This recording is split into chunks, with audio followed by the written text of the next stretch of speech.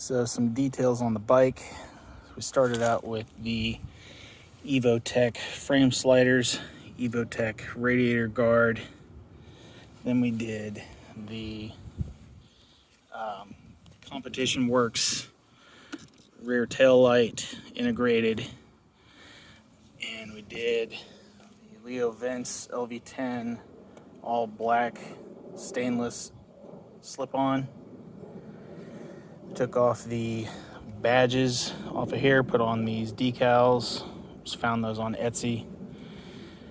The top clamp is from Cognito Moto. They custom machined this, so if you want one of these, you can just reach out to them and they'll custom make one for you.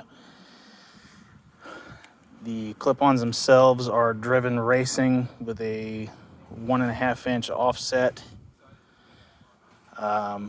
Kept the stock controls on both sides. We did an ASV lever on both sides here. I initially wanted to do a gold lever, but the gold for the levers turns out to be more orange than it is gold, so went back to the all black. We got Motogadget rubber grips on both sides. These things are fantastic. We got the Motogadget bar end lights. These things are absolutely awesome, very bright.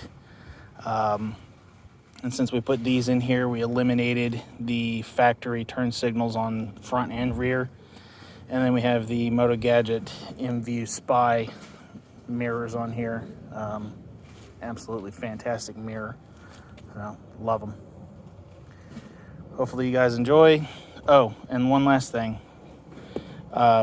New Church Moto did the new leather seat on here. Ginger does a fantastic job. It's a little bit pricey, but she does very high quality work. So definitely look at New Church Moto if you want a nice leather seat for your Neo Sports Cafe. Enjoy, guys.